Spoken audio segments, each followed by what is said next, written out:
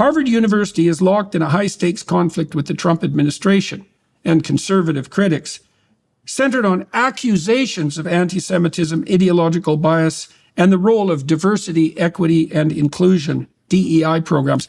Let's talk about those for a minute. DEI programs, diversity, equity, and inclusion.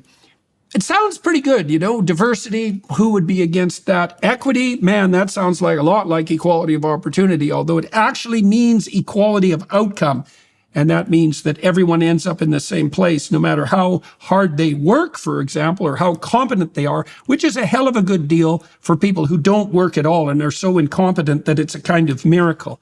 And then inclusion, well, you know, some people should be included and some people shouldn't be included. And if you're doing something difficult and demanding and goal-oriented, then inclusion shouldn't exactly be the principle. The principle should be, if you can bloody well do the job, then you should be hired. And anything other than that is absolute nonsense. And that's particularly the case if the way that you define whether something has been inclusive enough, diverse enough, equitable enough, is that it segregates people by race and ethnic identity, and then makes the case that if there are any, and sex as well, and gender as well, and then makes and sexual preference for that matter, any idiot group identification category that you can possibly imagine, you make the case that if all those people and the intersection of all those groups aren't statistically represented at precisely the level that a census would indicate, that the system is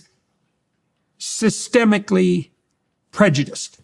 Yeah, well, so what? What are we supposed to believe as a consequence of that? The reason that 90% of people are nurses and 90% of women are nurses and 90% of engineers are men is because of systemic prejudice? It couldn't possibly be that women and men are actually interested in other things, like psychologists have actually been claiming for about 5 decades.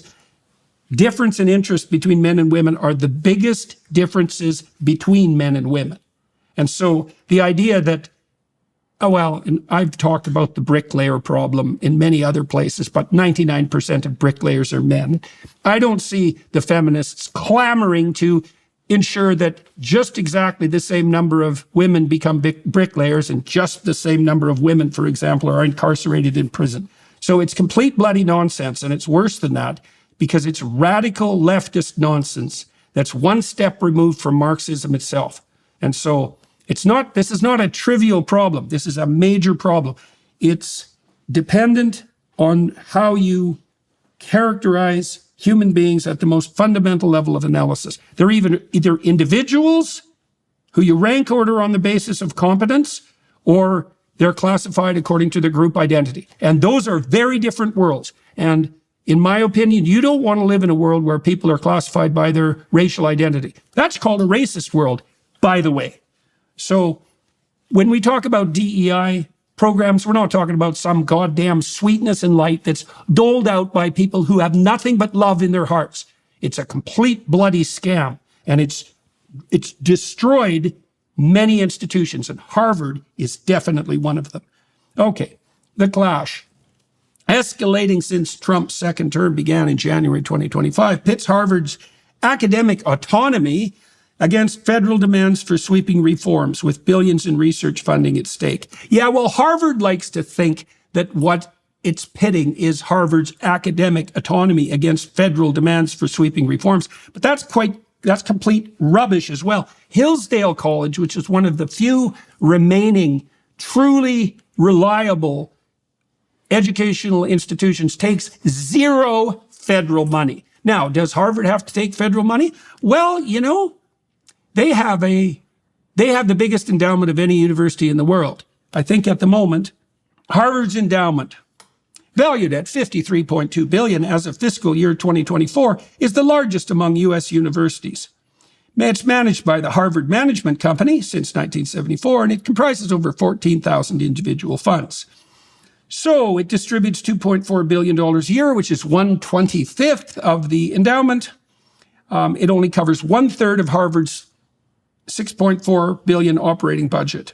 So it's tax exempt. That's kind of relevant when you're talking about ideological issues that might be pertinent to political leanings. For example, we'll get into that.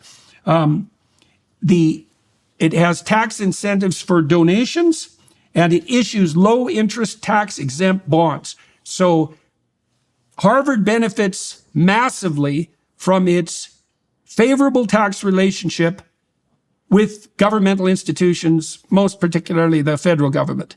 And so if Harvard has become remiss in its duty to be neutral and truth-seeking, then there's no reason whatsoever to assume that it deserves its favorable relationship with the American government.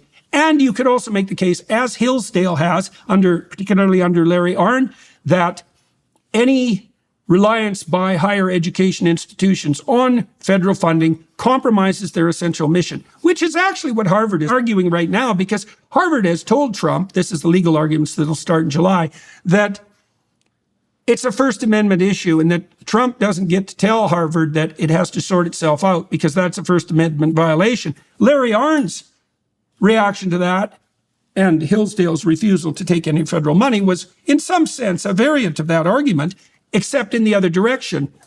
Their position, Hillsdale's position, was there's no possible way that a university can be reliant on government funding without eventually becoming utterly corrupt.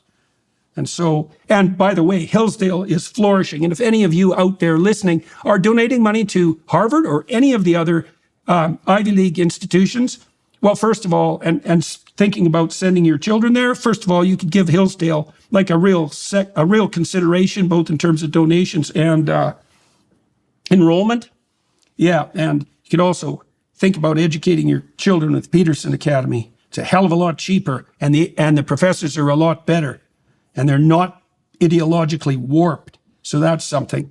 Okay, so Harvard also doesn't really use its endowment to a great degree to fund its researchers or its student costs. So it relies on $2.2 billion in federal grants and contracts annually. Only 5% of the endowment is unrestricted, which limits Harvard's ability to replace federal funds, for example. Now, let's also point out that the costs to students are extremely high at places like Harvard. So tuition, 2024-2025 tuition, room and board is essentially $83,000, with 55% of undergraduates receiving financial aid. The endowment funds $749 million in financial aid. But critics argue this is insufficient given the endowment's size. Taxing just 1% of the endowment could make community college free for all Massachusetts students. Yes. So that's an interesting little fact. Okay.